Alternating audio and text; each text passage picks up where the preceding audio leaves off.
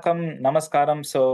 2025 சனி பெயர்ச்சி பத்தி பார்த்தோம். அதிலேயே கொஞ்சோண்டு குரு பெயர்ச்சி அண்ட் ராகு கேது பெயர்ச்சி சேர்த்து வச்சு தான் எஃபெக்ட்ஸ் பத்தி பேசினோம். ஆனா குரு பெயர்ச்சி மட்டும் வீடியோஸ் பண்ணுங்க அப்படின்ற மாரி ரிக்வெஸ்ட் வந்தது. எனக்கு தெரிஞ்சத அகைன் நான் ஷேர் பண்றேன். பட் ஒவ்வொரு ராசி இண்டிவிஜுவல் ராசிக்கு பார்க்கறதுக்கு முன்னாடி, சில பொதுவான விதிகள் குரு பெயர்ச்சி எப்படி நம்ம புரிஞ்சுக்கிறது? நான் முதல்லயே சொன்ன மாரி நம்ம வீடியோஸ் எல்லாமே ஒரு மாரி இன்ஃபர்மேஷனுக்காகவும், எஜுகேஷனல் பர்ப்பஸ்க்கு தான் தவிர, ரொம்ப பிரெடிக்ஷன்ஸ்ன்னு ரொம்ப பண்றது கஷ்டம். ஏன்னா, நம்ம இண்டிவிஜுவலான ஹாரோஸ்கோப் பார்க்கணும். ரைட். அப்போ இண்டிவிஜுவல் ராசி மேஷம், ரிஷபம் அப்படின்னு பார்க்கறதுக்கு முன்னாடி, சில குரு பெயர்ச்சியோட பொதுவான தன்மைகள் புரிஞ்சுக்கிட்டோம்னா, நம்மளே ஆக்சுவலாக நமக்கு எப்படி இருக்கும் அப்படின்ற ஓரளவுக்கு நமக்கு எக்ஸ்பெக்டேஷன்ஸும் ஒரு கிளாரிட்டியும் கிடச்சிரும். பொதுவாக இப்போது குரு பெயர்ச்சியில் குரு எந்த வீட்டுக்கு நமக்கு பெயர்றாரு. இப்போது நான் ஃபார் எக்ஸாம்பிள் இப்போ நான் மேஷ ராசின்னு வச்சுக்கோங்களேன். எனக்கு குரு இப்போ ரிஷபமில் 2ஆம் வீட்டிலேருந்து 3ஆம் வீட்டுக்கு போகிறாரு. அதே மாதிரி உங்கள் ராசிக்கு எந்த வீட்டுக்கு போகிறாரு, பொதுவாக அனுகூலமான நல்ல எஃபெக்ட்ஸ், பாசிட்டிவ் எஃபெக்ட்ஸ் இருக்கக்கூடிய வீடுகள் அப்படின்னு சொல்கிறது என்ன? 2, 5, 7, 9, 11, 2, 5, 7, 9, 11. இந்த 5 வீட்டில் குரு போகும்போது பொதுவாக நல்ல எஃபெக்ட்ஸ் நடக்கும் அப்படிங்கிறது ஒரு ஜென்ரலான ஒரு ரூல். எல்லாருக்கும் அந்த மாதிரி நடக்குமானா அகெயின் நீங்கள் நம்ம ஃபஸ்ட்டே பேசின மாதிரி தசாபுக்தி பார்த்து தான் ஆகணும். அந்த அடிப்படையில் இண்டிவிஜுவல் ஹாரோஸ்கோப்பை பார்த்து ஜாதகம் பார்த்தா தான் சொல்ல முடியும். பட் ஸ்டில் 2, 5, 7, 9, 11 நல்ல எஃபெக்ட்ஸ் கொடுப்பாரு குரு. அப்போ மற்ற வீட்டில் போனால் எனக்கு கெடுதல் எஃபெக்ட்ஸ் வருமானா அப்படி கிடையாது. குருன்றவர் முழு சுபகிரகம் அப்படின்ட்டு நமக்கு எல்லாருக்குமே தெரியும். இந்த வீட்டில் இருக்கும்போது நல்லாவே எஃபெக்ட்ஸ் கொடுத்தாலும், மற்ற வீட்டில் கொஞ்சம் கம்மியாக எஃபெக்ட்ஸ் கொடுத்தாலும் கெடுதல் ரொம்ப பண்ணாத கிரகம் குரு. இப்போ நம்ம ராசிக்கு 3ல் போகிறாரு இல்லை 6ல் போகிறாரு அப்படின்னு பயப்பட வேண்டாம். குரு இருக்கிற இடத்தோட குரு பார்க்குற வீடுகளுக்கு கோடி புண்ணியம் அப்படின்ற இன்னொரு ரூல் நமக்கு ஞாபகம் இருக்கணும். பயப்பட தேவையில்லை. இப்போ 2வது குருவோட ரிட்டன். குரு ரிட்டன்னா ஜூபிட்டர் ரிட்டன் அப்படின்னு சொல்லுவாங்க. இப்போ நம்மளோட சுய ஜாதகத்தில் இப்போ ஃபார் எக்ஸாம்பிள் எனக்கு குரு பகவான் தனுசு ராசியில் இருக்கார் அப்படின்னு வச்சுப்போமே.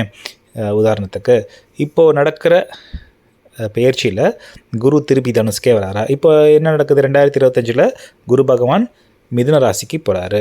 அப்போது சில பேர் பிறவி ஜாதகத்திலேயே அடிப்படையாக பிறக்கும் போதே குரு பகவான் மிதுனத்தில் தான் இருப்பார். என்ன ராசியாக இருந்தாலும் அவங்க என்ன ராசியோ, நீங்கள் மேஷமோ ரிஷபமோ இல்லை மிதுனமோ மீனமோ, ஆனால் உங்களோட குரு பகவான் நீங்கள் பிறக்கும்போது மிதுனத்திலே இருந்தார்னா இது ரொம்ப சிக்னிஃபிகண்ட்டான ஒரு பெயர்ச்சி. அது உங்கள் ராசியை மறந்துடுங்க. உங்கள் இப்போது ஃபார் எக்ஸாம்பிள் நீங்கள் சிம்ம ராசியாக இருந்து உங்களுக்கு இப்போ குரு பகவான் 11க்கு வராரு அப்படின்னு இருந்தாலுமே, இல்லை நீங்கள் கடகராசியாக இருந்து 12க்கு வராருன்னு இருந்தாலுமே பிரச்சனை இல்லை. ஆனால் குரு பகவான் உங்கள் பிறவி ஜாதகத்தில் குரு எங்கே இருக்காரோ அதே வீட்டுக்கு வர்றதுன்றது ஒரு பெரிய ஒரு சிக்னிஃபிகண்ட்டான ஒரு பெயர்ச்சி. நீங்கள் எந்த ராசியாக இருந்தாலும் சரி, அதே வீட்டுக்கு வரும்போது நேட்டல் சார்ட்டில் பிறவி ஜாதகத்தில் இருந்த அதே வீட்டுக்கு குரு வரும்போது அது ரொம்ப முக்கியமாக கருதப்படக்கூடிய ஒரு பெயர்ச்சி. ரெண்டாவது நம்ம இது குரு ரிட்டன் பற்றி சொல்லிட்டோம். இப்போ 3வது உங்களோட பிறவி ஜாதகத்தில் குரு எங்கே இருக்காருன்னு தெரிஞ்சுக்கிறது அதிமுக்கியம். இந்த பாயிண்ட் நம்பர் 2க்கு நமக்கு என்ன தெரியணும்? என்னோடய ஜாதகத்தில் குரு எங்கே இருக்காருன்னு தெரிஞ்சுக்கிட்டா தான் குரு அதே ராசிக்கு வராரா, இல்லை அதுலேருந்து 3க்கு வராரா, அதுலேருந்து 4க்கு வராரா, அந்த மாதிரி பேஸ் பண்ணியும் எஃபெக்ட்ஸ் கொஞ்சம் கொஞ்சம் மாறும். நமக்கு பேசிக்காக நம்மளோட லக்னம் என்னென்னு தெரியணும். நம்ம பிறவி ஜாதகத்தில் குரு ஆல்ரெடி எங்கே இருக்காருன்னு தெரிஞ்சுக்கணும். அதை தவிர இப்போ வர குரு பெயர்ச்சியில் குரு அதே வீட்டுக்கு வராரா, பிறவி ஜாதகத்திலே இருந்த குரு இடத்துக்கு வராரா, இல்லை அதுக்கு வேறு ஏதாவது இடத்துக்கு வராரான்னு தெரிஞ்சுக்கணும்.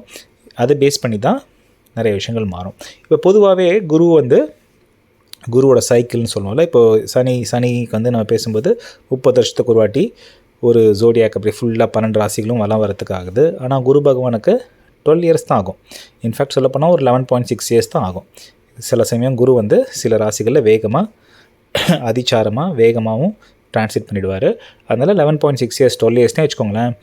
எவ்ரி 12 இயர்ஸ் குரு நம்ம பிறவியில் எங்கே இருந்தாரோ அதே இடத்துக்கு வரக்கூடிய அமைப்புகள் இருக்குது. அது 12 இயர் சைக்கிள் இப்போது நிறைய பேர் இப்போ நான் 1975 பிறந்திருக்கேன் வச்சுப்போம். அப்போது 1975 அதே பிளேஸ்மெண்ட்டில் இருந்த நிறைய பேர் பிறந்திருப்பாங்க. ஸோ பொதுவாக 12 வருஷத்துக்கு ஒரு வாட்டி அவங்க 1987 12 வயசு, 24 வயசு, 36 வயசுன்னு வரும்போது பொதுவாக அந்த வயசுக்கு ஏற்ற மாதிரி பொதுவான பலன்கள் நிறைய பேருக்கு காமனாக நடக்கும். காமன் ஸ்ட்ரகிள்ஸு, இல்லை காமன் அட்வான்டேஜஸ்ஸு, காமன் ப்ராஃபிட்டு, காமன் லாஸ்ன்னு நிறைய விஷயங்கள் நடக்கும். ஸோ அதுவும் நம்ம புரிஞ்சுக்கணும். 12 இயர்ஸ்க்கு ஒரு வாட்டி குரு ஒரு கம்ப்ளீட் சைக்கிள் 12 ராசிகளையும் சுற்றி வருவார் அப்படின்றத நம்ம ஞாபகம் வச்சுக்கணும். இப்போது நம்ம குரு எங்கே இருக்கார் பிறவி ஜாதகத்தில், அதே ராசி இப்போ மிதுன ராசிலேயே குரு இருக்கிறவங்களுக்கு இப்போ மிதுன ராசிக்கே குரு வர்றது ஒரு குரு சைக்கிள், ஒரு கம்ப்ளீட் சைக்கிள் 12 வருஷம் முடியுது. இது ரொம்ப சிக்னிஃபிகண்ட் நான் சொன்னேன். அது ஏன்னா அந்த திருப்பி அதே இடத்துக்கு வரும்போது ஒரு புது growth வரும். இப்போது ஒரு விதை போடுற மாதிரி தான், ஒரு மண்ணில் விதையை தூவுற மாதிரி குரு அதே இடத்துக்கு வரும்போது ஒரு புது விஷயத்துக்கு ஒரு விதையை போட்டுட்டு போவார். அந்த ஃபுல்லாக அந்த விதை போட்டது வளர்ந்து பலன் கொடுத்து திருப்பி அது ஒரு வாடுறதுக்கு ஒரு 12 வருஷம் ஆகும். ஸோ எப்படி பார்க்கணுன்னா ஒரு 3 இயர்ஸ்க்கு ஒரு வாட்டி அந்த சைக்கிளை பிரேக் பண்ணிக்கணும். 4 ஃபேஸஸ் இருக்கும் குருவோட சைக்கிளில். 12 வருஷத்தில் 4 ஃபேஸஸ் இருக்கும். முதல் 3 வருஷம் இப்போ எனக்கு மேஷ ராசின்னு வச்சுக்கோங்களேன். இப்போ போன வருஷம் மேஷ ராசியில் குரு பகவான் இருந்தபோது ஏதோ ஒரு புது எண்ணம் எனக்கு வந்திருக்கும். அதுக்கு நான் ஒரு விதையை போட்டிருப்பார் குரு. அந்த விதைக்கு நான் செடியை தண்ணியை ஊற்றி கொஞ்சம் வளர்த்து ஆசைகளை வளர்ப்பேன். இப்போது மிதுனம் முடியும் போது, மிதுனத்தில் குரு பகவான் 2026 போகும்போது நான் போட்ட விதை 2 வருஷத்துக்கு முன்னாடி இருந்த விதை கொஞ்சம் அழகாக ஒரு செடி மாதிரி ஓகே ஏதோ ஒரு பாசிட்டிவான ஒரு விஷயம் நடக்குது அப்படின்னு எனக்கு ஒரு ஃபீலிங் வரும். அப்போது எனக்கு இன்னும் கொஞ்சம் உற்சாகம் வரும். அப்போ நான் இன்னும் நல்லா அதில் ப்ரொசீட் பண்ணுவேன். அப்புறம் திருப்பி ஒரு 3 வருஷம் கழிச்சு 3 to 6 இயர்ஸு நல்லா க்ரோ ஆகும். ஒரு 6 இயர்ஸ் டைமில் அந்த ஆஃப் த சைக்கிளில் ஒரு சின்ன ஒரு நல்ல ஒரு செடி மரம் மாதிரி நம்மளோட ஆசைகளோ, நம்மளோட கெரியர் க்ரோத்தோ, ப்ரொஃபஷனல் க்ரோத்தோ, இல்லை படிப்போ ஏதோ ஒன்று அழகாக தலை ஓங்கி நிற்கும். அப்புறம் அடுத்த ஃபேஸ் 6 to 9 இயர்ஸ் அந்த ஃபேஸில் அதோட ஃப்ரூட்ஸ் வரும். நம்ம இப்போ விதை போட்டதுக்கு ஒரு 9 வருஷம் கழித்து நல்ல பலன்கள் அனுபவிப்போம். அந்த பலன்கள் முடியும் போது கடைசி 3 இயர்ஸு அது மாதிரி ஒரு டிக்ளைனிங் ஃபேஸு. எப்படின்னா நம்ம அது ஒரு சலிப்பு தெரியணும் நமக்கு. நம்ம பண்ண முயற்சி ஓகே எல்லாம் பலன் கொடுத்துச்சு, நல்ல ப்ரொஃபஷனல் ரெக்கக்னிஷன் கிடச்சிது, நம்ம பண்ணது நல்லா தெரியறதுக்கு ஒரு 10 வருஷம் ஆகும் ரெக்கக்னிஷன் கிடைக்கும்போது. அதுக்கப்புறம் கிடச்சதுக்கப்புறம் நமக்கு அடுத்த ப்ராஜெக்ட், அடுத்த சேலஞ்ச் அப்படின்னு மூவ் ஆன் ஆகும். ஸோ எவ்ரி 12 இயர்ஸ் நம்ம வாழ்க்கையை பார்க்கும்போது நீங்கள் அதை கண்டிப்பாக நீங்கள் யோசித்து பார்க்கலாம். ஒரு முக்கியமான ஈவெண்ட்ஸு, அச்சீவ்மெண்ட்ஸ் எல்லாமே இதே பேட்டர்னில் தான் போகும். ஒரு 12 வருஷத்துக்கு ஒரு வாட்டி நம்ம க்ரோ ஆகிட்டே போவோம். அதுதான் ஜூபிட்டர் சைக்கிள். ஜூபிட்டர்னாலே எக்ஸ்பேன்ஷன், ஜூபிட்டர்னாலே ஒரு ப்ராஸ்பெரிட்டி, ஒரு எந்தூசியாசம், அட்வென்ச்சர். அந்த மாதிரி 12 வருஷத்துக்கு ஒரு வாட்டி ஒரு 12 வயசுக்கு இருக்கும்போது நம்ம பியூபர்ட்டி ஒரு மெச்சூரிட்டி ஒரு அடலசன்ட் ஏஜுக்கு போகிறோம். 24ல் கெரியரை பற்றி யோசிக்கிறோம், லவ் பற்றி யோசிக்கிறோம், கல்யாணத்தை பற்றி யோசிக்கிறோம். 36ல் அடுத்தது பசங்க பிள்ளைங்க அவங்க செட்டில்மெண்ட் யோசிக்கிறோம். 48ல் அதே தான் சேம் இன்வெஸ்ட்மெண்ட்டு, வேறு பிஸ்னஸ் பண்ணலாமா. ஸோ இந்த மாதிரி ஒவ்வொரு 12 இயர்ஸ்க்கும் நமக்கு சேலஞ்சஸ் மாறும்போது குரு பகவான் நமக்கு அடுத்த ஸ்டெப்புக்கான விதைகளை அடுத்த சைக்கிளில் போடுவார். ஸோ நம்ம எந்த வயசில் இருக்கோம் அப்படிங்கிறது ரொம்ப முக்கியம். ஸோ இப்போ இதை பார்த்துட்ருக்கீங்க, எனக்கு 12 வயசு தான் ஆகுதுன்னா கண்டிப்பாகவே உங்களுக்கு குரு பகவானோட ஃபஸ்ட்டு சைக்கிள் முடிஞ்சது. செகண்ட் சைக்கிள் ஸ்டார்ட் ஆகும்போது கொஞ்சம் சேலஞ்சிங்காக இருக்கும். ஏன்னா 12 வயசுலேருந்து இப்போ இன்டர்மீடியட் ஸ்கூல்லேருந்து ஹை ஸ்கூல் போகிற மாதிரி திடீர்னு பார்த்தா நிறைய படிக்க சொல்லுவாங்க, 10th 12th இல்லையா. அதெல்லாம் நமக்கு கொஞ்சம் புதுசாக இருக்கும் அந்த செகண்ட் சைக்கிளில். இப்போ உங்களுக்கு ஒரு 24 வயசுன்னு வச்சுக்கோங்களேன். இந்த பொண்ணை லவ் பண்ணுறேன், எனக்கு அந்த பொண்ணு கல்யாணம் பண்ணிக்கலாமா, இல்லை ஒரு யார் மேலேயோ ஒரு ஆசைப்படுறது, இல்லை ஒரு காலேஜ் எஜுகேஷன்லேருந்து ஹையர் எஜுகேஷன் மாஸ்டர்ஸ் போகிறது. ஸோ இந்த மாதிரி சேலஞ்சஸ்க்கு அடுத்த சைக்கிள் நமக்கு உதவும். 36ன்னும் போது நிறைய பேர் 36 வயசுக்கு நிறைய பேர் நான் உதாரணமாகவே பார்த்துருக்கேன். ஏதோ ஒரு கெரியர் பண்ணிகிட்ருப்பாங்க. 24ல் ஆரம்பிச்சிருப்பாங்க, ஒரு டென்டிஸ்டாக இருப்பாங்கன்னு வச்சுக்கோங்களேன். திடீர்னு பார்த்தா 36ல் அவங்களுக்கு பயங்கரமாக ஃபிலாசபியில் இன்ட்ரெஸ்ட் வரும், இல்லைனாக்கா வேறு ஏதோ லைனில் இன்ட்ரெஸ்ட் வரும், செகண்ட் கெரியராக வேறு ஏதோ பண்ணுவாங்க, இல்லை கெரியரே மாற்றுவாங்க.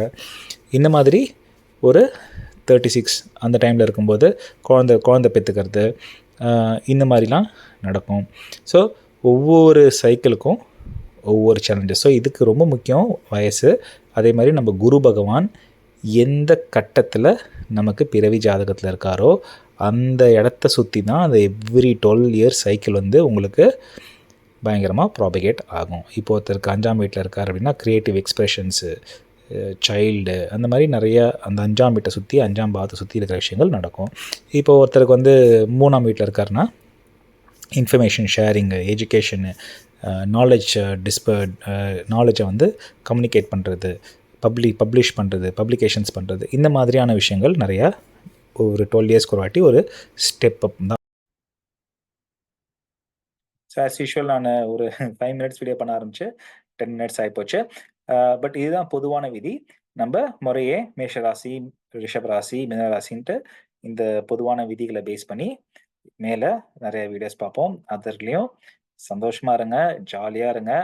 பெருமாளோட ஆசீர்வாதம் பரிபூர்ணமா உங்களுக்கு இருக்குன்ட்டு சொல்லி மீண்டும் சந்திக்கிறேன். நன்றி, வணக்கம்.